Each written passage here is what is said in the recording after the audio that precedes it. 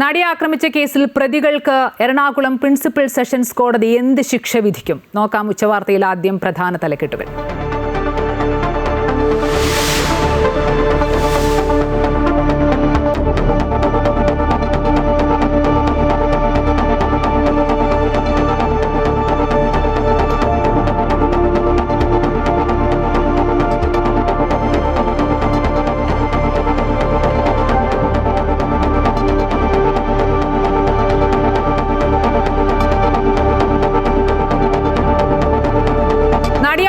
കേസിൽ ശിക്ഷാവിധിക്കായി കാത്ത് കേരളം. ശിക്ഷാവിധി 3:30 യഥാർത്ഥ പ്രതി പൾസർ സുനി എന്ന എറണാകുളം പ്രിൻസിപ്പൽ സെഷൻസ് കോടതി.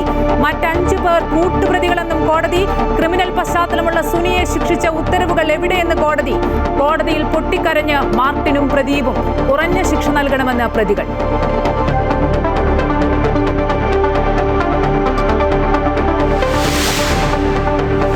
മുനമ്പം വഖഫ് ഭൂമിയല്ലെന്ന ഹൈക്കോടതി ഉത്തരവ് സ്റ്റേ ചെയ്ത് സുപ്രീം കോടതി. മുനമ്പം കമ്മീഷന്റെ പ്രവർത്തനം തുടരാമെന്നും അന്വേഷണവുമായി മുന്നോട്ടു പോകാമെന്നും കോടതി.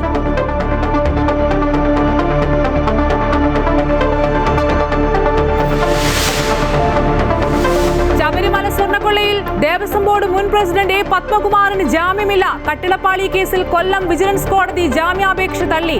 വീണ്ടും ജാമ്യം തേടി ഉണ്ണികൃഷ്ണൻ പോറ്റി.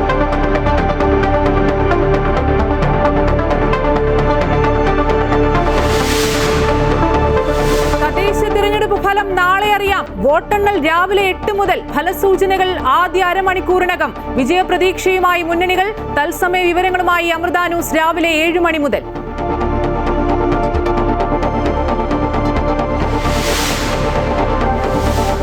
മുൻ കേന്ദ്ര ആഭ്യന്തരമന്ത്രിയും കോൺഗ്രസ് നേതാവുമായ ശിവരാജ് പാട്ടീൽ അന്തരിച്ചു. അന്ത്യം മഹാരാഷ്ട്രയിലെ ലാത്തൂരിൽ വിടവാങ്ങിയത് ലോക്സഭാ സ്പീക്കറായും പഞ്ചാബ് ഗവർണറായും സേവനമനുഷ്ഠിച്ച രാഷ്ട്രീയ നേതാവ്.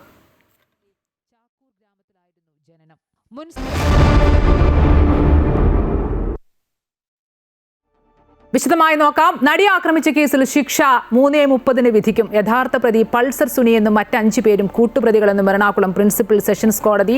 ക്രിമിനൽ പശ്ചാത്തലമുള്ള സുനിയെ ശിക്ഷിച്ച ഉത്തരവുകൾ എവിടെയെന്ന് കോടതി ചോദിച്ചു. എല്ലാറ്റിനും ഉത്തരം വിധിയിലുണ്ടാകുമെന്നും വിധി വായിക്കാതെ ആരും അഭിപ്രായം പറയരുതെന്നും കോടതി. വിവരങ്ങളുമായി ശ്രീജിത്ത് നായർ ചേരുന്നുണ്ട്. ശ്രീജിത്ത്, 1.5 മണിക്കൂറിലധികം നീണ്ട ഒരു വാദപ്രതിവാദമാണ് എറണാകുളം പ്രിൻസിപ്പൽ സെഷൻസ് കോടതിയിൽ നടിയെ ആക്രമിക്കപ്പെട്ട കേസിന്റെ വിധിയുമായി ബന്ധപ്പെട്ട് നടന്നത്. 3:30 ഈ പ്രതികൾക്കുള്ള ശിക്ഷ വിധിക്കും. ഈ വാദപ്രതിവാദത്തിൽ നിന്ന് നമ്മൾ മനസ്സിലാക്കേണ്ടത് യഥാർത്ഥ പ്രതി പൾസർ സുനി എന്ന് കോടതി പറയുമ്പോൾ 2 മുതൽ 6 വരെയുള്ള പ്രതികൾക്ക് വ്യത്യസ്ത ശിക്ഷാവിധി ആയിരിക്കും എന്ന് തന്നെയല്ലേ? മായ, വളരെ നിർണായകമായൊരു കാര്യമാണത്. കാരണം എന്തായാലും എല്ലാ പ്രതികൾക്കും പ്രോസിക്യൂഷൻ ആവശ്യപ്പെട്ടിരിക്കുന്നത് പരമാവധി ശിക്ഷ നൽകണമെന്നാണ്. പക്ഷേ അങ്ങനെ എല്ലാ പ്രതികൾക്കും ഒരേപോലെ ശിക്ഷ നൽകേണ്ട ഒരു സാഹചര്യം ഉണ്ടോ എന്നുള്ള ഒരു വാദപ്രതിവാദമാണ് ഇത്രയും നേരം കഴിഞ്ഞ 1.5-2 മണിക്കൂറായി കോടതിക്കുള്ളിൽ നടന്നത്. ഓരോരുത്തർക്കും പരമാവധി ശിക്ഷ നൽകേണ്ട കുറ്റകൃത്യം ചെയ്തത് 1-ാം പ്രതിയെപ്പോലുള്ളവരുണ്ട്. എന്നാൽ മിനിമം ശിക്ഷ നൽകേണ്ട പ്രതികൾ മറ്റുള്ളവരുമുണ്ട്. അതുകൊണ്ട് എല്ലാവരെയും സമീകരിച്ച് കാണേണ്ട ഒരു സാഹചര്യമുണ്ടോ? ഉൾപ്പെടെ നിർഭയ കേസ് പോലുള്ള വളരെ ബ്രൂട്ടലായി നടന്ന ഒരു കേസുമായി ഇതിനെ സമീകരിക്കേണ്ട ആവശ്യമില്ല എന്നുള്ള രീതിയിലാണ് പ്രതിഭാഗം അഭിഭാഷകർ കോടതിയെ അറിയിച്ചിരിക്കുന്നത്. മാത്രമല്ല, സമൂഹത്തിന് സന്ദേശമാകേണ്ട രീതിയിൽ വേണം ഈ കുറ്റകൃത്യങ്ങളുടെ വിധി പകർപ്പ് പുറത്തേക്ക് ചെല്ലുമ്പോൾ ആ ഒരു സന്ദേശമാണ് ലഭിക്കേണ്ടതെന്ന് പറഞ്ഞപ്പോൾ സമൂഹത്തിന് പാഠമാകാൻ വേണ്ടിയാണോ കോടതി വിധികൾ എഴുതേണ്ടത്, അതോ കുറ്റകൃത്യങ്ങൾക്ക് അനുസൃതമായും നിയമവ്യവസ്ഥകൾക്ക് അനുസൃതമായും എന്ന രീതിയിലുള്ള ചോദ്യങ്ങളാണ് ചോദിച്ചത്. എന്തായാലും ഇന്നും കോടതിയിൽ ഈ കേസിൻ്റെ അവസാന ദിവസവും ഈ പ്രോസിക്യൂഷനുമായി ബന്ധപ്പെട്ട വാദപ്രതിവാദങ്ങൾ നടക്കുമ്പോൾ പോലും കോടതിയുമായിട്ട് ബന്ധപ്പെട്ട അഭിപ്രായ വ്യത്യാസങ്ങൾ ഇതിൽ നിന്ന് നമുക്ക് നിരീക്ഷിക്കാൻ സാധിക്കും. ഈ കഴിഞ്ഞ കാലങ്ങളിലെല്ലാം തന്നെ പ്രോസിക്യൂഷൻ പല സ്ഥലങ്ങളിലും കോടതിയുമായി ബന്ധപ്പെട്ട ചില അസ്വാരസ്യങ്ങൾ നിലനിന്നു. ഇന്ന് പ്രധാനമായി എല്ലാ പ്രതികൾക്കും ശിക്ഷ ഒരേപോലത്തെ ശിക്ഷ വേണമെന്ന് പറയുമ്പോൾ അതിൻ്റെ സാങ്കത്യത്തെക്കുറിച്ച് കൂടിയാണ് കോടതി ഇപ്പോൾ ആലോചിക്കുന്നത്. എന്തായാലും 3:30 മണിക്ക് ഇതിനുള്ള ഉത്തരങ്ങൾ എല്ലാം ലഭിക്കുക തന്നെ ചെയ്യും. പ്രധാനമായും മാർട്ടിൻ ഉൾപ്പെടെയുള്ളവരുടെ കാര്യത്തിൽ 5.5 കൊല്ലം താൻ നിരപരാധിയായിട്ട് ജയിലിൽ കിടക്കുന്ന ഒരു സാഹചര്യമാണ് ഉണ്ടായത്. തനിക്കെതിരെ ഒരു പെറ്റി കേസ് പോലും ഉണ്ടാകുന്ന ഒരു സാഹചര്യം ഉണ്ടായിരുന്നില്ല. ആ ഘട്ടത്തിൽ തന്നെ വെറുതെ വിടണമെന്നുള്ള ആവശ്യം കോടതിയിൽ പറയുമ്പോൾ പ്രതികളുടെ മുൻകാല അനുഭവങ്ങൾ കൂടി പരിഗണിച്ച ശേഷം ഉള്ള രീതിയിലുള്ള ശിക്ഷാവിധികളാണ് വേണ്ടതെന്നുള്ളൊരു അഭിപ്രായ പ്രകടനമാണ് കോടതിയുടെ ഭാഗത്തു നിന്നുകൂടി ഉണ്ടായിരിക്കുന്നത്. എന്തായാലും നമുക്ക് വേണ്ടി ഇത്രയും നേരം കോടതിയിൽ നിന്നുള്ള വിവരങ്ങൾ നൽകിയത് അശ്വതിയാണ്. അശ്വതി, ഇപ്പോൾ കോടതി നടപടികൾ ഇപ്പോൾ ഒരു ഘട്ടത്തിൽ 3:30 ശേഷം 3:30 വിധി എന്ന് പറഞ്ഞതോടുകൂടി അശ്വതി പുറത്തു വന്നിട്ടുണ്ട്. എന്തായാലും കോടതിയിൽ എന്താണ് പ്രധാനമായും നടന്നതെന്ന് നേരിട്ട് കണ്ടത് അശ്വതി തന്നെയാണ്. അശ്വതി, ഇക്കാര്യത്തിൽ ന്യായാധിപ വളരെ വ്യക്തമായി തന്നെ കേസ് തുടങ്ങിയപ്പോൾ തന്നെ മാധ്യമങ്ങൾ എടുത്തൊരു നിലപാടിനെ വളരെ ശക്തമായി തന്നെ താക്കീത് ചെയ്യുന്ന ഒരു കാര്യമുണ്ടായി. മാത്രമല്ല, പ്രോസിക്യൂട്ടർ പറയുന്നു കോടതി വിധി ഒരു സന്ദേശമാകണമെന്ന് പറയുമ്പോൾ അർഹിക്കുന്ന ശിക്ഷ കൊടുക്കണമെന്നൊരു നിലപാടിലേക്ക് പോകുന്നു. പോകുന്നു. ഇത് എങ്ങനെയായിരുന്നു ഇന്നത്തെ കോടതി നടപടികൾ എങ്ങനെയായിട്ടാണ് ഒന്ന് നിരീക്ഷിക്കുന്നത്? ഈ കോടതി നടപടി ആരംഭിച്ചപ്പോൾ തന്നെ ജഡ്ജി ഹണിയം വർഗീസ് അവർ പറഞ്ഞത് മാധ്യമങ്ങളെ രൂക്ഷ ഭാഷയിൽ വിമർശിച്ചുകൊണ്ടാണ് ഇന്നത്തെ കോടതി നടപടി തുടങ്ങിയത് തന്നെ. കോടതിക്കുള്ളിലും അതിനുശേഷവും അവസാന ഘട്ടത്തിലേക്ക് എത്തുമ്പോഴും കോടതിക്ക് അകത്തും പുറത്തും പലരും സ്ഥാപിത താല്പര്യങ്ങൾ മുൻനിർത്തിക്കൊണ്ട് ചില കാര്യങ്ങൾ പറയുന്നു, അഭിപ്രായങ്ങൾ പറയുന്നു എന്നും അവർ വീണ്ടും ആവർത്തിക്കുന്ന ഒരു സ്ഥിതിവിശേഷം കൂടി ഉണ്ടായിട്ടുണ്ട്. മാത്രമല്ല എന്തെങ്കിലും അഭിപ്രായം പറയുന്നതിന് മുൻപ് അവർ ഈ ജഡ്ജ്മെൻ്റ് ഒന്ന് വായിച്ചു നോക്കണമെന്നുള്ള ഒരു കാര്യം കൂടി ജഡ്ജി ഇന്ന് വ്യക്തമാക്കിയിട്ടുണ്ട്. മാത്രമല്ല അവർക്കെതിരെ, അതായത് അത് പലതവണ ഇൻഡയറക്റ്റ് ആയിട്ട് കൂടി ജഡ്ജി പറഞ്ഞിട്ടുണ്ട്, താനും ഒരു സ്ത്രീയാണ്, തനിക്കെതിരെയും ചില അറ്റാക്കുകളൊക്കെ ഉണ്ടാകുന്നുണ്ട് എന്ന രീതിയിൽ തന്നെ ജഡ്ജി പലപ്പോഴായിട്ട് സംസാരിച്ചിട്ടുണ്ട്. അതായത് ഈ വിഷയത്തിൽ തൻ്റെ ഭൂതകാലം ചികഞ്ഞു പൊയ്ക്കോളൂ, പക്ഷേ അത് കോടതിയുടെ ഒരു ഡെക്കോറത്തെ അല്ലെങ്കിൽ കോടതിയുടെ ഒരു സത്യസന്ധതയെ, നീതിന്യായ വ്യവസ്ഥയുടെ സത്യസന്ധതയെ ബാധിക്കുന്ന തരത്തിലാകരുത്, അതിന് കളങ്കമേൽക്കുന്ന തരത്തിലാകരുത് എന്നുള്ള അതിരൂക്ഷ വിമർശനം ഉയർത്തിക്കൊണ്ടാണ് ഇന്ന് കോടതി നടപടികൾ ആരംഭിച്ചത്. അതിനുശേഷം ഓരോ പ്രതികൾക്കും പറയാനുള്ളത്, ഞാൻ രാവിലെയൊക്കെ ലൈവിൽ സൂചിപ്പിച്ചതുപോലെ, ഓരോ പ്രതികൾക്കും ഈ കുറ്റക്കാരാണെന്ന് കണ്ടെത്തിയ പ്രതികൾക്ക് ഏതെങ്കിലും വിധത്തിൽ ശിക്ഷയിൽ ഇളവ് നൽകണമെങ്കിൽ അതിനുള്ള കാരണങ്ങൾ ബോധിപ്പിക്കാനുള്ള ഒരു അവസരമായിരുന്നു.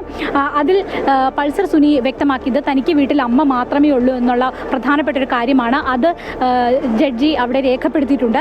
രണ്ടാം പ്രതി മാർട്ടിൻ, അതായത് ഈ നടി സഞ്ചരിച്ചിരുന്ന വാഹനത്തിൻ്റെ ഡ്രൈവറാണ് മാർട്ടിൻ പറഞ്ഞത് ഒരു തെറ്റും ചെയ്തിട്ടില്ല, താൻ നിരപരാധിയാണ് എന്ന് പറഞ്ഞ് മാർട്ടിൻ അവിടെ പൊട്ടിക്കരയുന്ന ഒരു രംഗമാണ് ഇന്ന് കോടതിയിൽ കണ്ടത്.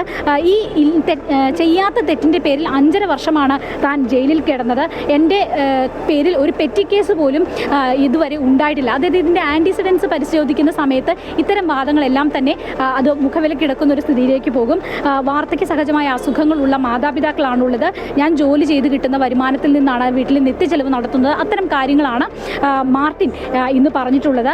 തൻ്റെ നിരപരാധിത്വം മനസ്സിലാക്കി ജയിലിൽ മോചിതനാക്കി തരണം, ഈ കേസിൽ നിന്ന് മോചിതനാക്കി തരണമെന്നും മാർട്ടിൻ ഇന്ന് അപേക്ഷിച്ചു. മൂന്നാം പ്രതിയായിട്ടുള്ള മണികണ്ഠൻ, ഇവർ ആരുമായി കൂടിയിരുന്ന് സംസാരിച്ചിട്ടില്ല എന്നാണ് മണികണ്ഠൻ പറയുന്നത്. അതായത് 120B ഗൂഢാലോചന കേസ് ഇതിൽ വളരെ പ്രധാനപ്പെട്ടതാണ്, ആ വകുപ്പ് വളരെ പ്രധാനപ്പെട്ടതാണ്. അപ്പോൾ ഞാൻ അത്തരത്തിലുള്ള ഈ ഗൂഢാലോചനയിൽ പങ്കെടുത്തിട്ടില്ല എന്നതാണ് മണികണ്ഠൻ പറയുന്നത്. ഞാൻ മനസ്സറിഞ്ഞ് ഒന്നും ചെയ്തിട്ടില്ല. മാത്രമല്ല മണികണ്ഠന് ഭാര്യയും 2 മക്കളുമുണ്ട്. ഒരാൾ 9 വയസ്സ് ആണ് ഉള്ളത് മോൾക്ക്, രണ്ടാമത്തെ മകനാണ് 2.5 വയസ്സാണുള്ളത്.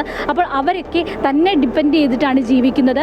അത് മണികണ്ഠൻ്റെ അഭിഭാഷകനും പറഞ്ഞിരുന്നു. അഭിഭാഷകൻ പറഞ്ഞത് 1.5 സെൻറ്റ് സ്ഥലത്താണ് വീട്, അത്രയും ഓട്ടോറിക്ഷയ്ക്ക് ഓടിച്ച് ജീവിക്കുന്ന ആളായിരുന്നു. ഇതിനു മുൻപ് യാതൊരു തരത്തിലുള്ള കേസുകളും ഇല്ല എന്നതാണ് മണികണ്ഠൻ്റെ അഭിഭാഷകനും ഈ വിഷയത്തിൽ പറഞ്ഞിരിക്കുന്നത്. ഒപ്പം തന്നെ കോടതിക്ക് അലിവ് തോന്നണം എന്ന് മണികണ്ഠൻ പറയുന്നു. അക്യൂസ്ഡ് 4 ആയിട്ടുള്ള വിജീഷ് തനിക്ക് കുറഞ്ഞ ശിക്ഷ നൽകണമെന്നും തൻ്റെ വീട് തലശ്ശേരിയാണ്, അതുകൊണ്ട് കണ്ണൂർ ജയിലിലേക്ക് തന്നെ അയക്കണമെന്നുമുള്ള ഒരു കാര്യമാണ് ഈ വിജീഷ് പറഞ്ഞത്. ഒപ്പം തന്നെ വടിവാൾ സലീം എന്ന് പറയുന്നത്, ഈ വടിവാൾ സലീമിൻ്റെ പേര് തന്നെ അവിടെ ചോദ്യം ചെയ്യപ്പെട്ടിരുന്നു. അതായത് വടിവാൾ ഉപയോഗിച്ചുകൊണ്ട് ഒരു കുറ്റകൃത്യം നടത്തിയതായിട്ട് അയാളുടെ പേരിൽ ഒരു കേസില്ല, എന്നിട്ടും വടിവാൾ സലീം എന്ന് തന്നെയാണ് എഴുതി ചേർത്തിരിക്കുന്നത് ഈ പ്രതിപട്ടികയിലുമുള്ളത്. അതെന്തുകൊണ്ടാണ് എന്ന് ഈ സലീമിൻ്റെ അഭിഭാഷകനും ഇന്ന് ചോദിച്ചിരുന്നു. തനിക്ക് ഒരു ഭാര്യയും 1 വയസ്സുള്ള പെൺകുഞ്ഞുമാണുള്ളത്, അത് കൺസിഡർ ചെയ്യണമെന്നതാണ് വടിവാൾ സലീം പറഞ്ഞിരിക്കുന്നത്. താനാണ് ഈ കുടുംബത്തിൻ്റെ ഏക ആശ്രയം എന്ന് പറയുന്നു. പ്രദീപ് പറഞ്ഞത് ജോലി കഴിഞ്ഞ്, അത് അക്യൂസ്ഡ് 6 ആണ്, ജോലി കഴിഞ്ഞ് വീട്ടിൽ പോവുകയായിരുന്നു, തെറ്റൊന്നും ചെയ്തിട്ടില്ല എന്ന് പറഞ്ഞ് പ്രദീപും കോടതിയിൽ പൊട്ടിക്കരയുന്ന ഒരു സ്ഥിതി ഇന്ന് കോടതിയിൽ ഉണ്ടായിട്ടുണ്ട്. അത് കഴിഞ്ഞിട്ട് പ്രോസിക്യൂഷൻ്റെ വാദങ്ങളായിരുന്നു ഉണ്ടായത്. പ്രോസിക്യൂഷൻ പ്രധാനമായും പറയുന്നത് ഈ കുറ്റകൃത്യത്തിൽ നേരിട്ട് പങ്കെടുത്ത് ഈ 6 പേരും ആ സ്ഥലത്തുണ്ടായിരുന്നു, അതിന് സഹായിച്ചു എങ്കിലും ഈ റേപ്പ് എന്ന് പറയുന്നത് 1-ാം പ്രതി, അതായത് പൾസർ സുനി മാത്രമാണ്. അതുകൊണ്ട് പൾസർ സുനിക്ക് കൊടുക്കുന്ന അതേ തീവ്രതയോടുകൂടി അതേ വകുപ്പുകളെല്ലാം, അതായത് കൂട്ടബലാത്സംഗം, അത് മറ്റുള്ള പ്രതികൾക്ക് ബാധകമല്ല എന്നുള്ള ഒരു കാര്യമാണ് പ്രധാനമായിട്ടും പ്രോസിക്യൂഷൻ ഇന്ന് സ്ഥാപിക്കാനായിട്ട് ശ്രമിച്ചത്. പക്ഷേ അതിൽ പല രീതിയിലുള്ള വാദപ്രതിവാദങ്ങൾ ഉണ്ടാകുന്നു. അത് 2013 ശേഷമുള്ള കമ്മീഷൻ റിപ്പോർട്ട് അനുസരിച്ച് അങ്ങനെ പറ്റില്ല എന്ന് പറയുന്നു. അത് ഇനി കോടതി ജഡ്ജ്മെൻറ്റിലായിരിക്കും അതെങ്ങനെയാണ് കോടതി അത് എടുത്തത് എന്ന കാര്യത്തിൽ നമുക്കൊരു വ്യക്തത ഉണ്ടാവുക. ഞാൻ സംശയം ചോദിക്കുന്നത്, പ്രോസിക്യൂഷൻ എല്ലാവർക്കും പരമാവധി ശിക്ഷ ഉറപ്പാക്കണമെന്നൊരു ആവശ്യം മുന്നോട്ട് വെച്ചിട്ടില്ലേ? കോടതി ചോദിക്കുന്നു എല്ലാവർക്കും എങ്ങനെയാണ് കൊടുക്കുന്നത് എന്നുള്ള കാര്യം. അതെ, പരമാവധി ശിക്ഷ വേണം. അതായത് ഈ കോടതി പബ്ലിക് പ്രോസിക്യൂട്ടർ പറയുന്നത് ഈ ഇതിൽ ഗൂഢാലോചനയുണ്ട്, 120B ഉണ്ട്, വലിയ കുറ്റകൃത്യമാണ്, അതുകൊണ്ട് പരമാവധി ശിക്ഷ ഉറപ്പാക്കണമെന്ന്. പക്ഷേ കോടതി ഇക്കാര്യത്തിൽ തിരിച്ച് ഇതേ തീവ്രതയിൽ മറ്റുള്ളവർക്ക് കൊടുക്കുന്നതിൽ പൊരുത്തക്കേടുണ്ട്, അതൊരു പ്രപ്പോർഷനേറ്റ് ശരിയല്ല എന്നുള്ള രീതിയിലാണ് കോടതി ഈ വിഷയത്തിൽ തിരിച്ചു ചോദിച്ചത്. അത്തരത്തിലുള്ള ഒരു ഏറെ നേരം ആ ഒരു പോയിന്റിലുള്ള വാദങ്ങളാണ് പ്രോസിക്യൂഷനും കോടതിയും തമ്മിൽ നടന്നത്. കോടതി സംശയ നിവാരണത്തിനാണ് ചോദിച്ചത്. പ്രോസിക്യൂഷൻ ഈ ആരോപിക്കുന്ന എല്ലാ പ്രതികളുടെ മേളിലും ഈ കുറ്റകൃത്യം ആരോപിക്കുന്നതിനെ കോടതി ഒന്ന് ശ്രദ്ധിക്കുന്നുണ്ട് അക്കാര്യത്തിൽ, അത് എല്ലാവരും അത് ആപ്ലിക്കബിൾ ആണോ എന്നുള്ള കാര്യത്തെക്കുറിച്ച് ശ്രദ്ധിക്കുന്നുണ്ട്. ഈ ക്രൈം കമ്മിറ്റ് ചെയ്തത് ഒന്നാം പ്രതി മാത്രമാണ് എന്നതാണ് കോടതി ഇന്ന് ആദ്യം മുതൽ പറഞ്ഞിരിക്കുന്ന ഒരു കാര്യം, ജഡ്ജ് ആദ്യം മുതൽ പറഞ്ഞിരിക്കുന്ന ഒരു കാര്യം. പക്ഷേ അതങ്ങനെയല്ല, ഇതിന് സഹായങ്ങൾ ചെയ്യുകയും ഇതെല്ലാം ചെയ്തു കൊടുക്കുകയും ചെയ്തതുകൊണ്ട് തന്നെ മറ്റുള്ളവരിലും ഈ കൂട്ടബലാത്സംഗം എന്ന് പറയുന്നത് വളരെ ഗുരുതരമായിട്ടുള്ള ഒരു വകുപ്പാണ്. അതുകൊണ്ട് അതിനനുസരിച്ചുള്ള പരമാവധി ശിക്ഷ മറ്റുള്ളവർക്കും വേണമെന്നതാണ് പ്രോസിക്യൂഷന്റെ ആവശ്യം. ഞാനൊരു കാര്യം ചോദിക്കുന്നത്, ഈ മറ്റ് പ്രതികളെല്ലാവരും തന്നെ അവരാരെങ്കിലും പശ്ചാത്താപം പ്രകടിപ്പിക്കുക, എല്ലാവരും പൊട്ടിക്കരഞ്ഞു എന്നൊക്കെ പറയുന്നുണ്ട്. പക്ഷേ ആരെങ്കിലും ഇതിൽ വിജീഷൻ്റെ മാത്രം എനിക്കൊരു കൗതുകമായിട്ട് തോന്നിയത്, താൻ കുറ്റം ചെയ്തിട്ടില്ല എന്ന് അയാൾ പറയുന്നില്ല, എനിക്ക് ശിക്ഷ ഇന്ന ജയിലിൽ വേണമെന്നാണ് പറഞ്ഞിരിക്കുന്നത് തോന്നുന്നു. അങ്ങനെ ഈ പ്രതികളുടെ ഒരു മനോഭാവം, അവരുടെ ഒരു ബോഡി ലാംഗ്വേജ് ഒക്കെ എങ്ങനെയാണ്? അവർ പരീക്ഷണിതരായിരുന്നു, അവർ പശ്ചാത്താപം ഉണ്ടായിരുന്നു, അങ്ങനെ എങ്ങനെയാണ് അവരെ എങ്ങനെയാണ് കാണാൻ കഴിഞ്ഞത് കോടതിക്കുള്ളിൽ? പല പ്രതികളും പറഞ്ഞിരിക്കുന്നത് ഇതിൽ താൻ തെറ്റൊന്നും ചെയ്തിട്ടില്ല എന്നുള്ളതാണ്. പക്ഷേ എങ്കിൽ പോലും ഈ കുടുംബ പ്രാരാബ്ദങ്ങളാണ് പ്രധാനമായിട്ടും ഈ പ്രതികൾ പറഞ്ഞിരിക്കുന്നത്. അതിൻ്റെ ആനുകൂല്യത്തിൽ തങ്ങൾക്ക് ശിക്ഷയിൽ ഇളവ് വേണം എന്നതാണ് അവർ പ്രധാനമായിട്ടും മുന്നോട്ട് വെക്കുന്ന കാര്യം. അതിൽ പൾസർ സുനിയുടെ അഭിഭാഷകരും പൾസർ സുനിയും പറയുന്നത് വീട്ടിൽ അമ്മ മാത്രമേ ഉള്ളൂ, അപ്പോൾ ആ രീതിയിലുള്ള പരിഗണന വേണം എന്നതാണ്. ഇതിൽ പൾസർ സുനിയാണ് ഈ കുറ്റകൃത്യം നടത്തിയത്. അത് ഈ കുറ്റകൃത്യം റേപ്പ് എന്ന് പറയുന്നത് നടത്തിയത് പൾസർ സുനിയാണ്. അത് നേരത്തെ പ്രതിഭാഗം വീണ്ടും ചോദ്യം ചെയ്യുന്നുണ്ടായിരുന്നു. അതായത് മറ്റുള്ള ആളുകൾ നേരിട്ട് ഈ പെൺകുട്ടിയെ ഉപദ്രവിച്ചിട്ടില്ല, അപ്പോൾ അവരുടെ വീട്ടുകാരൊക്കെ ഉപദ്രവിച്ചു എന്നുള്ള രീതിയിലേക്ക് ആണ് അത് എടുക്കുന്നത്. അത് വലിയ രീതിയിൽ ബുദ്ധിമുട്ടുണ്ടാക്കുന്നുണ്ട്. ആ രീതിയിലാണ് ഭാര്യയും കുടുംബവും ഒക്കെ ഉണ്ട്. ആ രീതിയിലാണ് പ്രതിഭാഗം ഇക്കാര്യത്തിൽ വാദിക്കാനായിട്ട് ശ്രമിച്ചിട്ടുള്ളത്. അതുകൊണ്ട് തന്നെ നേരത്തെ സൂചിപ്പിച്ചതുപോലെ ഈ ബലാത്സംഗ കുറ്റം എല്ലാവർക്കും അതിൻ്റെ പരമാവധി ശിക്ഷ എല്ലാവർക്കും നൽകേണ്ടതില്ല എന്നതാണ് പ്രധാനമായിട്ടും പ്രതിഭാഗം വാദിക്കുന്നത്. അതിനാണ് ഒരു കാര്യം എനിക്ക് രണ്ടാം പ്രതിയല്ലേ മാർട്ടിനകത്ത് വരുന്നത്, മാർട്ടിനെ സംബന്ധിച്ച് ഇത് ഒരു പെറ്റി കേസിൽ പോലും താൻ ഇല്ലെന്ന് പറയുകയും കോടതി പറയുന്നത് മുൻകാല ചരിത്രം കൂടി പരിശോധിക്കേണ്ടതെന്നുള്ളൊരു നിരീക്ഷണം കൂടി ഇക്കാര്യത്തിൽ നടത്തിയോന്ന് അങ്ങനൊരു പരാമർശം നടത്തിയിരുന്നു എന്ന് തോന്നുന്നു. എന്തായാലും മാർട്ടിൻ്റെ വിധി സംബന്ധിച്ച് മാർട്ടിന് പരമാവധി ശിക്ഷ കിട്ടാനുള്ള സാധ്യത എത്രത്തോളം ഉണ്ടാകുമെന്നാണ് നമുക്ക് ഈ ഒരു വാദപ്രതിവാദങ്ങൾ കേൾക്കുമ്പോൾ നമുക്ക് തോന്നി. ഇക്കാര്യത്തിൽ മുൻവിധികൾ നടത്താൻ പറ്റില്ല. പക്ഷേ കോടതി പറയുന്നത് മുൻകാല കുറ്റകൃത്യങ്ങൾ പരിശോധിക്കണമെന്നും മാർട്ടിൻ ഒരു പെറ്റി കേസിൽ പോലും കിടന്നിട്ടില്ലെന്ന് മാർട്ടിനും പറയുകയും ചെയ്യുമ്പോൾ സ്വാഭാവികമായും പ്രോസിക്യൂഷൻ ദിലീപിൻ്റെ കാര്യത്തിൽ പ്രോസിക്യൂഷന് പരമാവധി അല്ലെങ്കിൽ ഈ കുറ്റകൃത്യത്തിൽ പങ്കാളിത്തമാണെന്ന് സ്ഥാപിക്കാൻ സാധിച്ചില്ല. അങ്ങനെ 4 പ്രതികൾ പുറത്താവുന്നൊരു സാഹചര്യം ഉണ്ടായത്. ഇപ്പോൾ ഈ പ്രതികൾക്ക് മുഴുവൻ പേർക്കും ശിക്ഷ വേണമെന്ന് കോടതിയുടെ മുമ്പിൽ ആവശ്യപ്പെടുമ്പോഴും അതും സാധ്യത കുറവുള്ള ഒരു രീതിയിലേക്കാണ് കോടതിയുടെ പല നിരീക്ഷണങ്ങളും എത്തിപ്പെടുന്നതെന്ന് എനിക്ക് ഈ ഘട്ടത്തിൽ തോന്നുന്നു. എന്തായാലും 3:30 നമുക്ക് ഇക്കാര്യത്തിൽ കൃത്യമായൊരു ധാരണ കിട്ടും. എങ്കിൽ പോലും കോടതി എല്ലാവർക്കും ഒരുപോലെ ശിക്ഷ കൊടുക്കേണ്ട എന്നൊരു നിഗമനം കോടതിയുടെ വാദങ്ങൾ അല്ലെങ്കിൽ കോടതിയുടെ സംശയങ്ങൾ പ്രകടമായിരുന്നു എന്ന് അശ്വതിക്ക് ഉള്ളിൽ നിന്നപ്പോൾ തോന്നിയിട്ടുണ്ടാവും. ഇല്ല, അത് അങ്ങനെ പൂർണ്ണമായിട്ടും ഈ പ്രതികൾക്കൊപ്പം നിൽക്കുന്നു അങ്ങനെ നമുക്ക് പറയാൻ പറ്റില്ല. കാരണം ഇതിലൊരു പഴുതുപോലും ഇല്ലാതെ സംശയത്തിന് അതീതമായിട്ടുള്ള ഒരു ജഡ്ജ്മെൻറ്റ് വരണമെങ്കിൽ അതിലെ എല്ലാ സംശയങ്ങളും ദൂരീകരിക്കപ്പെടണം. അതിനുവേണ്ടി കൂടിയാണ് ഈ അവസാനഘട്ട വാദപ്രതിവാദങ്ങളിൽ ജഡ്ജ് അങ്ങനെ ചോദിക്കുന്നത്.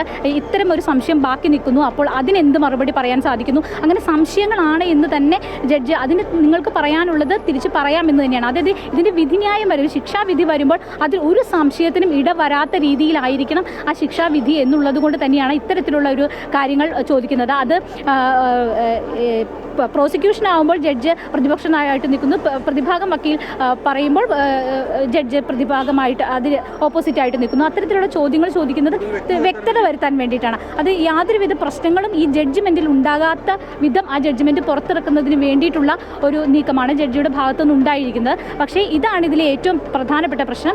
ഈ 6 പ്രതികൾക്ക് ഒരുപോലെ ഏകദേശം ഒരേ വകുപ്പുകളാണ് ഇവർക്കെതിരെ ചുമത്തിയിരിക്കുന്നത്. പക്ഷേ ഈ ക്രൈം ചെയ്ത ഒരാൾ എന്ന് പറയുന്നത് ഒന്നാം പ്രതിയായിട്ടുള്ള പൾസർ സുനിയാണ്. മറ്റുള്ളവർ അതിനെ സഹായിക്കുകയാണ് ചെയ്തത്. അതുപോലെ തന്നെ പൾസർ സുനിയുടെ മുൻകാല പ്രവർത്തികൾ, പൾസർ സുനിക്ക് എതിരായിട്ടുള്ള കേസുകളും ഇന്ന് കോടതിയിൽ ചോദ്യം ചെയ്യപ്പെട്ടു. അതിൽ 3 കേസുകളിൽ പൾസർ സുനിയെ വിട്ടയക്കുകയാണ് ചെയ്തിട്ടുള്ളത്. അപ്പോൾ ആ കേസിൻ്റെയൊക്കെ അവസാനം എന്ന് പറയുന്നത് വിട്ടയക്കുകയാണ് ചെയ്തിട്ടുള്ളത്. അപ്പോൾ ഈ പൾസർ സുനിയുടെ മുൻകാല കേസുകൾ എന്ന് പറയുന്നത് അവിടെ സ്വാഭാവികമായിട്ടും ഒരു ചർച്ചാ വിഷയമായിട്ട് വന്നിട്ടുണ്ട്. എന്തായാലും കോടതി വിധി എല്ലാവരും വായിക്കണം എന്നുള്ള കാര്യം കോടതി, അതായത് ചർച്ചകളിലേക്ക് കടക്കുന്നതിന് മുമ്പ് വിധി പകർപ്പ് എല്ലാവരും വായിച്ച് പഠിക്കണം എന്നൊരു കാര്യം കോടതി ഒന്ന് അപേക്ഷിക്കുക തന്നെയാണെന്ന് പറയും. കാരണം അത്തരത്തിലുള്ള വിമർശനങ്ങളും ജഡ്ജിയെ പോലും വിമർശിക്കുകയും വ്യക്തിപരമായി അധിക്ഷേപിക്കുകയും ചെയ്യുന്ന രീതിയിലുള്ള ചർച്ചകൾ പോലും നടക്കുന്ന ഒരു സാഹചര്യം ഉണ്ടാകുന്നു. പ്രതിയെ കണ്ടു കഴിയുമ്പോൾ ജഡ്ജി എഴുന്നേറ്റ് നിൽക്കുന്നു എന്ന രീതിയിൽ തരത്തെ ചില പൊതു ധാരണകൾ സൃഷ്ടിക്കപ്പെടുന്നു. ഇത്തരത്തിലുള്ള കാര്യങ്ങളെല്ലാം കോടതി വലിയ ആശങ്കയാണ് പ്രകടിപ്പിച്ചത്. കാരണം എങ്ങനെ ഒരു ഇന്ത്യൻ നീതിന്യായ വ്യവസ്ഥ പണം കൊടുത്ത് വാങ്ങാൻ കഴിയുന്ന ഒരു ചരക്കാണ് എന്നുള്ള രീതിയിലുള്ള ഒരു മനോഭാവം സൃഷ്ടിക്കാൻ ചില ചർച്ചകൾ സഹായിക്കുമെങ്കിൽ മാധ്യമങ്ങൾ അക്കാര്യത്തിൽ ജാഗ്രത പുലർത്തണമെന്ന് പറയുന്നത് കൊണ്ട് തന്നെയാണ് ഈ വിധി പകർപ്പ് കൃത്യമായി എല്ലാവരും വായിക്കണമെന്നുള്ള കാര്യം ജഡ്ജി ആവശ്യപ്പെട്ടിരിക്കുന്നത്. ഇത്രയും വളരെ വിശദമായ ഒരു വാദമാണ് കോടതിക്കുള്ളിൽ നടന്നത്. അത് വളരെ കൃത്യമായി തന്നെ നമ്മൾ പ്രേക്ഷകരിലേക്ക് എത്തിക്കുകയും ചെയ്തിരുന്നു. എന്തായാലും 3:30 മണിക്ക് ഇതിനെക്കുറിച്ച് കൃത്യമായി എന്ത് വിധിയാണ് ഉണ്ടാകുക എന്നുള്ള കാര്യത്തിൽ ഒരു വ്യക്തത വരും. അതിനുശേഷം വിധി പകർപ്പ് ലഭിക്കും. അതിനുശേഷം ഈ കേസിൻ്റെ ഒരു ഘട്ടം പിന്നിട്ട് ഇത് മേൽക്കോടതികളിലേക്ക് യാത്രയാകുകയാണ്. അത് എല്ലാവരും തന്നെ മേൽക്കോടതികളിലേക്ക് പോകുന്നു എന്നുള്ളതാണ് ഏറ്റവും പ്രധാനപ്പെട്ട ഒരു കാര്യം. അത് പ്രോസിക്യൂഷൻ മറ്റ് ഒഴിവാക്കപ്പെട്ടവരെ ഉൾപ്പെടുത്തണമെന്ന് ആവശ്യപ്പെട്ട് പോകുമ്പോൾ ശിക്ഷിക്കപ്പെട്ടവർ ശിക്ഷാ ഇളവ് തേടി പോകുന്നു. ദ്വീപ് ഉൾപ്പെടെയുള്ളവർ പോകുന്നത് താൻ നിരപരാധിയായിട്ട് 85 ദിവസം ജയിലിൽ കിടന്നു, അത് പോലീസിനെ കൂടാതെ തന്നെയാണ്, അതിന് തനിക്ക് നീതി വേണമെന്ന് ആവശ്യപ്പെട്ട് കോടതിയിൽ പോകാൻ തയ്യാറെടുക്കുന്നു എന്നുള്ളതാണ്. അങ്ങനെ ഈ കോടതി ഈ ഘട്ടം 3:30 ശേഷം ഈ വ്യക്തിപ്രസ്താവന കഴിയുമ്പോൾ ഇനിയുള്ള വാദഗതികൾ ഇനി ഹൈക്കോടതിയിലായിരിക്കും. സ്വാഭാവികമായിരിക്കും ആ ജഡ്ജി എങ്ങനെയാണ് ഈ കാര്യങ്ങളെ നോക്കിക്കാണുക എന്നുള്ളതാണ് ഏറ്റവും പ്രധാനപ്പെട്ട കാര്യം. ഇതിൽ ഒരു ചോദ്യം പ്രധാനമായിട്ടാണെന്ന് എനിക്ക് തോന്നുന്നു. ഈ കേസിലെ ഇനിയും അന്വേഷണം ബാക്കിയുണ്ടോ എന്നൊരു ചോദ്യം പ്രോസിക്യൂഷനായിട്ട് ചോദിച്ചത് ശ്രദ്ധയിൽപ്പെട്ടിട്ടുണ്ട്. അതായത് മുഴുവൻ കാര്യങ്ങളും നിങ്ങൾ ഈ കോടതിയിൽ അവതരിപ്പിച്ചിട്ടില്ലേ എന്നുള്ളൊരു കാര്യവും കൂടി ഈ പ്രോസിക്യൂഷനോട് കോടതി ചോദിച്ചിട്ടുണ്ട്. എന്തായാലും 3:30 മണിക്ക് ഇതുമായി ബന്ധപ്പെട്ട ഏറ്റവും നിർണായകമായ ആ സമയത്ത് ഈ വിധിയുമായി ബന്ധപ്പെട്ട കൂടുതൽ വിശദാംശങ്ങളും വിധിയും അതിനുശേഷം വിധി പകർപ്പ് ഉൾപ്പെടെയുള്ള കാര്യങ്ങളും പുറത്തു വരും. അത് നമുക്ക് കൂടുതൽ ഈ കേസിനെ കുറിച്ച് തിരിച്ചറിയാൻ സഹായിക്കും എന്ന് കരുതുന്നു. മായ, നടിയെ ആക്രമിച്ച കേസിൽ ശിക്ഷ 3:30 വിധിക്കും. കേരളം ഉറ്റുനോക്കുകയാണ് ആ വിധി എന്തായിരിക്കുമെന്നുള്ളത്. ഈ കേസിൽ ദിലീപ് എങ്ങനെ കുറ്റവിമുക്തനായി, ഇനി അങ്ങോട്ട് പ്രോസിക്യൂഷന്റെ നിലപാട്, അതിജീവിത ഈ കേസിൽ ഇതുവരെ പ്രതികരിച്ചിട്ടില്ല, ആ പ്രതികരണമൊക്കെ കേരളം ആകാംക്ഷയോടെ കാത്തിരിക്കുകയാണ്. എന്തായാലും 2 മണിക്കൂർ നീണ്ട വാദപ്രതിവാദമാണ് എറണാകുളം പ്രിൻസിപ്പൽ സെഷൻസ് കോടതിയിൽ നടന്നത്. ആ വാദപ്രതിവാദത്തിന്റെ വിശദ വിവരങ്ങളാണ് കോടതിക്കുള്ളിൽ പ്രവേശിച്ച ഞങ്ങളുടെ പ്രതിനിധി AT അശ്വതിയും മറ്റു വിവരങ്ങൾ നൽകിയ ശ്രീജിത്ത് നായരും പങ്കുവച്ചത്.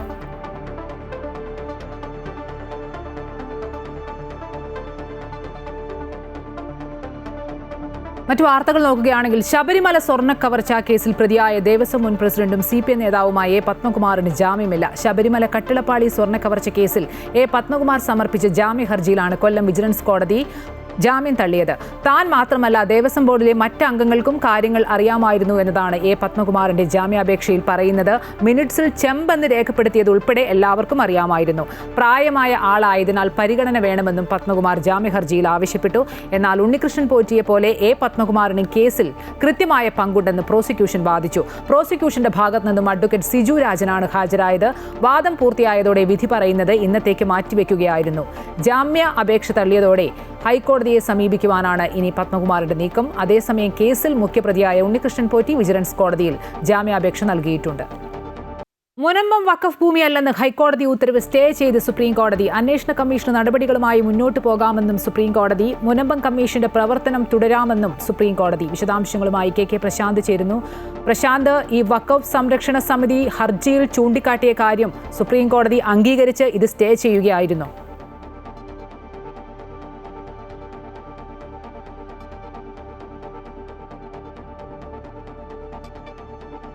മുനമ്പം വഖഫ് ഭൂമി അല്ലെന്ന് ഹൈക്കോടതി ഉത്തരവ് സ്റ്റേ ചെയ്ത് സുപ്രീം കോടതി. അന്വേഷണ കമ്മീഷന് നടപടികളുമായി മുന്നോട്ട് പോകാമെന്നും സുപ്രീം കോടതി വ്യക്തമാക്കുകയുണ്ടായി. മുനമ്പം കമ്മീഷന്റെ പ്രവർത്തനം തുടരാമെന്നും സുപ്രീം കോടതി അറിയിച്ചു.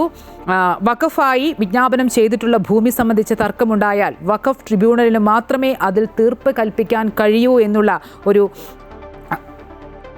ഫയൽ ചെയ്യുന്ന റിട്ട് അപ്പീലിൽ തീർപ്പ് കൽപ്പിക്കാൻ ഹൈക്കോടതിക്ക് അവകാശമില്ല എന്നുള്ള ഒരു ഉത്തരവുണ്ടായിരുന്നു. മുനമ്പത്തെ ഭൂമി വഖഫ് ഭൂമിയാണെന്ന് കേരള വഖഫ് ബോർഡിൽ വിജ്ഞാപനവും ഇറക്കിയിട്ടുണ്ട്. അതിനാൽ വഖഫ് ട്രിബ്യൂണലിനെ മറികടന്ന് ഉത്തരവിറക്കിയ ഹൈക്കോടതി സിംഗിൾ ബെഞ്ച് മറികടന്ന് ഡിവിഷൻ ബെഞ്ചിന്റെ ഉത്തരവ് നടപടി വഖഫ് സംരക്ഷണ സമിതി സുപ്രീം കോടതിയിൽ ചൂണ്ടിക്കാട്ടുകയായിരുന്നു. ഇത് ശരിവെച്ചുകൊണ്ടാണ് സുപ്രീം കോടതി ഈ ഹൈക്കോടതി ഡിവിഷൻ ബെഞ്ചിന്റെ ഉത്തരവ് സ്റ്റേ ചെയ്തിട്ടുള്ളത്. അതായത് മുനമ്പം വഖഫ് ഭൂമിയല്ല എന്ന ഹൈക്കോടതി ഉത്തരവ് സ്റ്റേ ചെയ്തിട്ടുള്ളത്. വിശദാംശങ്ങളുമായി പ്രശാന്ത് ചേരുന്നുണ്ട്. പ്രശാന്ത്, ഹൈക്കോടതി ഡിവിഷൻ ബെഞ്ച് ഉത്തരവാണ് സ്റ്റേ ചെയ്തിട്ടുള്ളത്. ഈ ഹർജിയിൽ ചൂണ്ടിക്കാട്ടിയത് സുപ്രീം കോടതി അംഗീകരിച്ചുകൊണ്ട് ഈ ഉത്തരവ് സ്റ്റേ ചെയ്യുകയായിരുന്നു.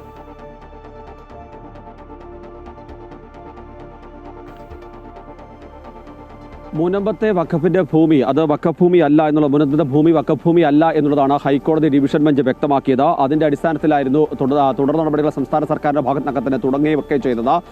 അവിടെ റവന്യൂ അവകാശങ്ങൾ പുനഃസ്ഥാപിക്കുന്ന നടപടികൾ ആരംഭിച്ചതൊക്കെ നമ്മൾ കണ്ടതാണ്. പക്ഷേ ആ ഉത്തരവാണ് ഇപ്പോൾ സുപ്രീം കോടതി രണ്ടംഗ ബെഞ്ച് ഇപ്പോൾ സ്റ്റേ ചെയ്തിരിക്കുന്നത്. മാത്രമല്ല അന്വേഷണ കമ്മീഷന് ഈ നടപടികളുമായി ബന്ധപ്പെട്ട് മുന്നോട്ട് പോകാം എന്നുകൂടിയാണ് സുപ്രീം കോടതി വ്യക്തമാക്കിയിട്ടുള്ളത്. അതുമായി ബന്ധപ്പെട്ടുള്ള മറ്റ് നടപടികൾ തുടരുകയും വേണം. അതോടൊപ്പം തന്നെ സംസ്ഥാന സർക്കാരിനും ബന്ധപ്പെട്ട കക്ഷികൾക്കെല്ലാം സുപ്രീം കോടതി ഈ ഘട്ടത്തിൽ നോട്ടീസ് അയച്ചിട്ടുണ്ട്. ജനുവരി 27 ഈ ഹർജി പരിഗണിക്കുമെന്നുള്ളതാണ്. അതായത് ഈ വഖഫ് ഭൂമി അല്ല എന്നുള്ളതാണ് ഡിവിഷൻ ബെഞ്ച് ആദ്യഘട്ടത്തിൽ ഇത് സിംഗിൾ ബെഞ്ച് ഉത്തരവ് വഖഫ് ഭൂമിയാണ്, അതിന്റെ നടപടികളെല്ലാം തന്നെ തടസ്സപ്പെടുന്ന ഒരു സാഹചര്യമാണ് ഉണ്ടായിരുന്നത്. പക്ഷേ പിന്നീടാണ് ഡിവിഷൻ ബെഞ്ച് അത്തരത്തിലൊരു നിലപാടെടുത്തത്. അതിനെ ചോദ്യം ചെയ്തുകൊണ്ടാണ് വഖഫ് സംരക്ഷണ വേദി ഇത്തരത്തിലൊരു ഹർജിയുമായി സുപ്രീം കോടതിയിലേക്ക് എത്തിയത്. ആ ഹർജി പരിഗണിച്ചുകൊണ്ടാണ് ഇത്തരം ഒരു നിലപാട് ഇപ്പോൾ മനോജ് മിശ്ര അധ്യക്ഷനായ ബെഞ്ച് സ്വീകരിച്ചിരിക്കുന്നത്. സംസ്ഥാന സർക്കാരിനോട് തന്നെ കോടതി ചോദിച്ചത് ഈ ഹർജിയുമായി വരേണ്ടിയിരുന്നത് സംസ്ഥാന സർക്കാർ എന്നുള്ളതാണ് ചോദിച്ചത്. അപ്പോൾ സംസ്ഥാന സർക്കാർ അറിയിച്ചത് ഈ ഹർജിക്കാർക്ക് പിന്തുണയുണ്ട് എന്നുള്ളത് തന്നെയാണ് വഖഫ് ബോർഡ് ഇപ്പോൾ സംസ്ഥാന വഖഫ് ബോർഡ് കൂടി അറിയിച്ചിട്ടുള്ളത് എന്നുള്ളതാണ് പ്രധാനപ്പെട്ട കാര്യം. അതോടൊപ്പം തന്നെ അതേസമയം എതിർഭാഗം വ്യക്തമാക്കിയത് അവിടെ നിരവധിയായ മത്സ്യത്തൊഴിലാളികൾ താമസിക്കുന്നുണ്ട്, അതുകൊണ്ട് തന്നെ അത്തരമൊരു നീക്കം ഉണ്ടാകരുത് എന്നുള്ളത് വ്യക്തമാക്കി. പക്ഷേ ഇക്കാര്യത്തിൽ ഒരു കമ്മീഷൻ ഉണ്ടല്ലോ, കമ്മീഷന് നിലപാടുകൾ വരട്ടെ എന്നൊരു നിലപാടാണ് സുപ്രീം കോടതി എടുത്തതെന്നാണ് നമുക്ക് മനസ്സിലാക്കാൻ കഴിയുന്നത്. ഏതായാലും ഈ കമ്മീഷൻ റിപ്പോർട്ട് മാത്രമല്ല എതിർഭാഗം പറഞ്ഞത് ഈ കമ്മീഷൻ റിപ്പോർട്ട് സർക്കാരിന് മുന്നിൽ എത്തിയിട്ടുണ്ട് എന്നുള്ളതാണ്. അതുകൊണ്ട് കൂടിയാണ് സർക്കാരിന്റെ കൂടി ഭാഗം ഇതിനകത്ത് കേൾക്കുന്നതിന് നോട്ടീസ് അയച്ചിട്ടുള്ളത്. ഇനി സർക്കാരിന് മറുപടി കിട്ടിയ ശേഷം മാത്രമായിരിക്കും ഈ തുടർ നടപടികൾ ഉണ്ടാകുക. ഏതായാലും ഇപ്പോൾ ഈ ഹൈക്കോടതിയുടെ ഡിവിഷൻ ബെഞ്ചിന്റെ ഉത്തരവ് സുപ്രീം കോടതി സ്റ്റേ ചെയ്തിരിക്കുന്നു. ഒപ്പം തന്നെ CN രാമചന്ദ്രൻ കമ്മീഷന് ഇതിന്റെ തുടർ നടപടികളുമായി ബന്ധപ്പെട്ട് മുന്നോട്ട് പോകാനും കഴിയും. അമ്പിളി, ശരി, മുനമ്പം വഖഫ് ഭൂമി അല്ലെന്ന് ഹൈക്കോടതി ഉത്തരവ് സുപ്രീം കോടതി സ്റ്റേ ചെയ്തിരിക്കുകയാണ്. വിശദാംശങ്ങൾ നൽകുകയായിരുന്നു KK പ്രശാന്ത്. ഇൻഡിഗോയ്ക്കെതിരെ ശക്തമായ നടപടിയുമായി DGCA 4 ഉദ്യോഗസ്ഥരെ പുറത്താക്കി. DGCA ഫ്ലൈറ്റ് ഓപ്പറേഷൻസ് ഇൻസ്പെക്ടർമാരെയാണ് പിരിച്ചുവിട്ടത്. ഇൻഡിഗോയുമായി ബന്ധപ്പെട്ട വിവിധ പരിശോധനകൾ നടത്തേണ്ടിയിരുന്നത് ഇവരായിരുന്നു. സർവീസ്, സുരക്ഷ എന്നിവ പരിശോധിക്കുന്നത് ഈ ഉദ്യോഗസ്ഥരാണ്. അതേസമയം ഇന്നും ഇൻഡിഗോ വിമാന സർവീസ് റദ്ദാക്കി. ഹൈദരാബാദ് ഉൾപ്പെടെ വിവിധ ഇടങ്ങളിൽ നിന്നുള്ള സർവീസ് മുടങ്ങിയിട്ടുണ്ട്.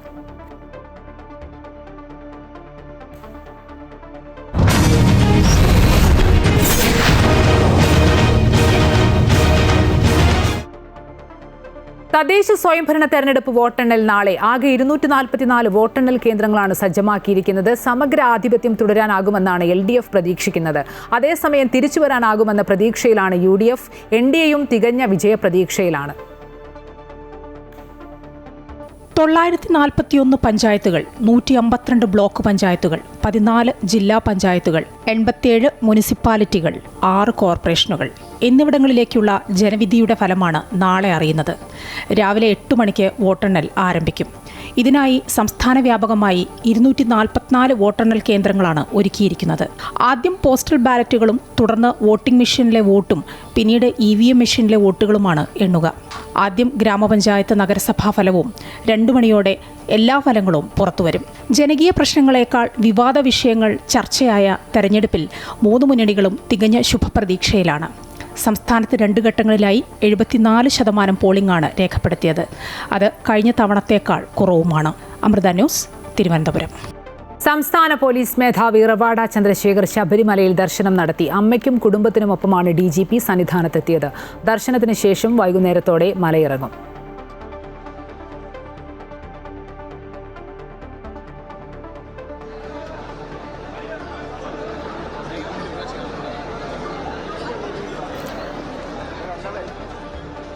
വൈക്കം മഹാദേവ ക്ഷേത്രത്തിലെ അഷ്ടമി ദർശനം നടത്തി സായുജ്യരായി ആയിരങ്ങൾ. പുലർച്ചെ 4:30 ആരംഭിച്ച അഷ്ടമി ദർശനത്തിന് ഇന്നലെ രാത്രി മുതൽ ഭക്തരുടെ കാത്തുനിൽപ്പായിരുന്നു. രാത്രി 11 നടക്കുന്ന അഷ്ടമി വിളക്കിനെ തുടർന്ന് വലിയ കാണിക്കയും ഉദയനാപുരത്തപ്പന്റെ വിട പറയലും നടക്കും.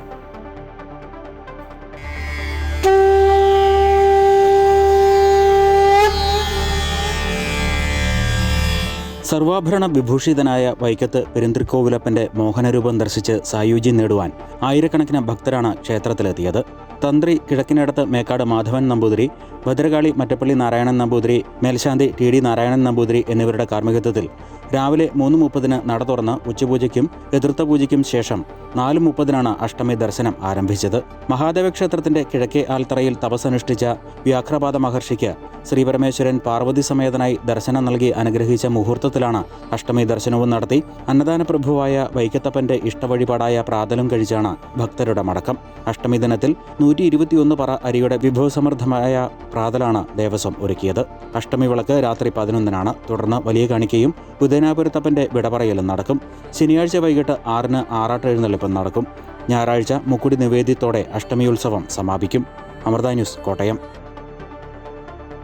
മുൻ കേന്ദ്ര ആഭ്യന്തരമന്ത്രിയും ലോക്സഭാ സ്പീക്കറുമായിരുന്ന മുതിർന്ന കോൺഗ്രസ് നേതാവ് ശിവരാജ് പാട്ടീൽ അന്തരിച്ചു. ലാത്തൂരിലെ വസതിയിലായിരുന്നു അന്ത്യം. 90 വയസ്സായിരുന്നു. ഗാന്ധി കുടുംബവുമായി വലിയ ബന്ധം പുലർത്തിയിരുന്ന നേതാവായിരുന്നു പാട്ടീൽ. 80കളിൽ മഹാരാഷ്ട്രയിലെയും ദേശീയ രാഷ്ട്രീയത്തിലെയും കോൺഗ്രസിന്റെ പ്രധാന മുഖമായിരുന്നു ശിവരാജ് പാട്ടീൽ.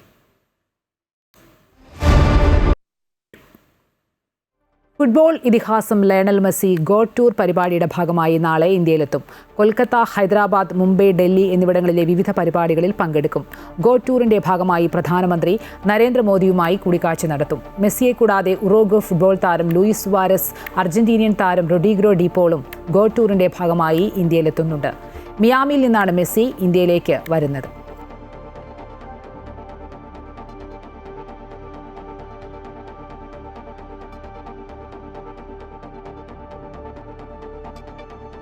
ഇതോടെ ഉച്ചവാർത്ത പൂർണ്ണമാകുന്നു. കൂടുതൽ വാർത്തകൾ കാണാം അമൃത ന്യൂസ് യൂട്യൂബിൽ.